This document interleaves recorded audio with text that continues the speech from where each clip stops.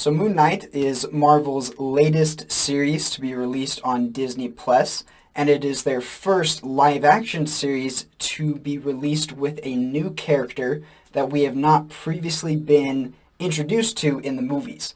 You kind of had that a little bit in Hawkeye, but the main character was still Clint Barton. This is the first series where you get a brand new character that we have seen nothing of prior to this.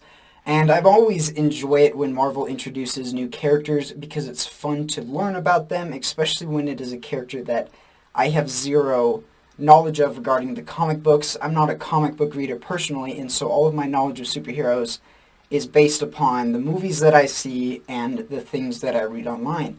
And so going into this series, I basically knew nothing about Moon Knight other than the few things that I looked up prior to checking this out.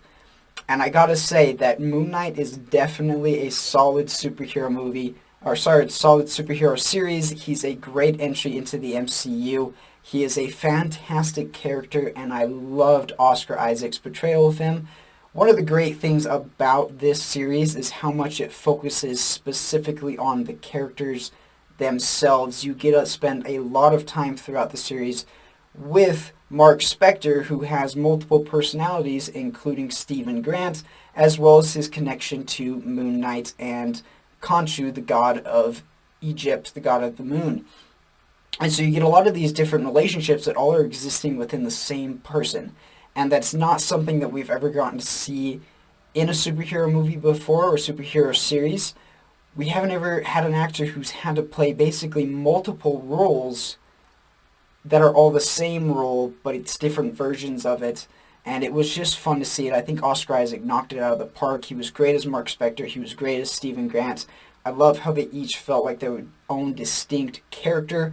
I like the way that they interacted with each other and how they eventually were able to work together towards the end of this series in order to accomplish what they needed. They butt heads towards the beginning, but eventually they had to learn to work out their differences and to understand how they can join together and work in a more effective way.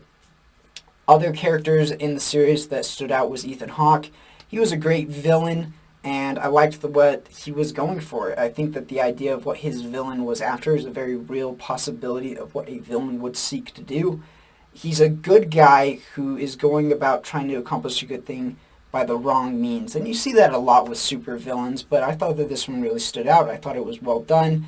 He also, you know exactly where his character is going, because whenever bad guys like that side with the supposed great gods or whatever that's going to help out everything, you just know it's all going to hit the crap and that everything's going to come back on him. And it certainly does in this series, and it is an awesome little season finale. The action in this series was well done when it's there. I really enjoyed it. I loved the feel of it, the way that it kind of had that superhero feel, but it also felt a little bit more like The Mummy and kind of this adventure movie and learning about the gods and all of these adventures that you're going on. So it was fun to have those different elements. One of the things that I do like about Marvel is that they try and tie in things to their movies to make each one feel just a little bit different, even though they all feel specifically like a Marvel movie as well. And that's another very positive thing that I liked about this series, is that it doesn't exactly feel like a Marvel show. Like, other than the fact that it says Marvel right at the beginning, and it's clearly on Disney Plus and it's a Marvel property, there's not really any direct connection to the rest of the MCU. And there's not really any thing in it that draws you to the MCU. There's nothing that really feels specifically like it belongs in the MCU. It kind of feels like its own thing, its own story, and its own style, and I really, really liked that about it. If I had to pick out some negative things that I didn't care for so much with the series, one of them would be that I kind of feel like you didn't get as much Moon Knight as I would have liked. There's a little section throughout the middle of the series, I believe it's 2 full episodes, where you don't see Moon Knight at all. And he's just not part of it.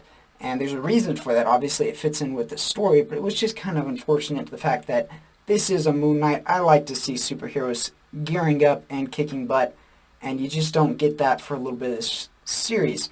Not to say that those episodes were bad. They were actually really great episodes, and they did a lot with the character development of Mark Spector, as well as the expanding of this world that we are kind of getting involved in regards to the Egyptian gods. So good episodes, but I just would have loved to see a little bit more of of Moon Knight and his relationship and how he works with Mark and Steven. Now you finally get to see Moon Knight again towards the end of the series, and boy is it awesome when he shows up. The season finale has some sweet moments to it, definitely has the best action of the series itself. It was awesome to see everything that they were doing, the way that Mark and Steven worked together during that. Really, really loved it. The season finale did feel just a tad bit short to me, and it was short, but I mean, it accomplished what it needed to. I just would have liked to have seen a little bit more. And I guess that's a sign that this was a good series, is that I wanted more of it, and I'm hoping to see more of Moon Knight here in the future, which I'm sure we'll get more of him, just based off of what we see towards the end of the series with the end credit scenes and everything. Other negative thing that I'd probably talk about in regards to this one would be the fact that there's still some parts of it that are kind of confusing to me. And maybe that's the point. I mean, this show was basically designed to be a little bit confusing. But there are just some parts that I sit back and I'm like, I don't really know exactly what was going on with that and how it all worked together and what it really was. It's just a little bit confusing. It doesn't really take this movie down for me in any way. But it was just kind of there and it was interesting. And the whole show is very kind of weird and fun in that way. And I really like weird. So it reached me in that way. But there were some parts that I'm still a little bit confused on. Another very positive thing that I just want to mention, kind of as my last thing with this, is I love the way that it was edited. This show was so much fun to watch. Just the way that it passed between the different characters and how it passed from scene to scene and how you kind of see aftermath of the things and then you learn about some things. I just thought it was put together really, really well, and that they did a good job of having everything that you wanted to see in the way that they displayed it on screen. Really, really well done with this show. Now, when it comes to the cleanliness of this show, there's nothing here that you need to worry about aside from what you come to expect from a Marvel-style series, is that it's got your Marvel superhero action, it's got that little bit of swearing and whatnot. The only thing that kind of this one has that some of the other Marvel shows don't have is there are some moments that do tend to be a little creepier than some other shows that you might have seen from Marvel. Nothing that's going to scare anyone who's older, but for some of the younger viewers, they might find some parts a little bit freaky. Like I mentioned, it does draw some similarities to The Mummy in the way that it feels, and you kind of get some moments of that with these undead creatures, and so you just kind of want to see if your kids might not like that. I think the majority of people are going to be okay with it, but there might be some who it will affect, and so those are kind of some of my thoughts on the Moon Knight series, but let's go ahead and get into my final ranking. So, as I mentioned, this is a series that has a lot of great things contained within it. For one thing, the number one standout is Oscar Isaac's performance as Moon Knight, as Mark Spector, as Stephen Grant, as all the different versions that he had the opportunity to play. The other actors all did a really good job as well, and they bounced off of Oscar Isaac in a great way. They all worked really well together. The story was interesting. The way that it was put together was very fun to watch. It was very bouncy. It was very, very entertaining and well edited together.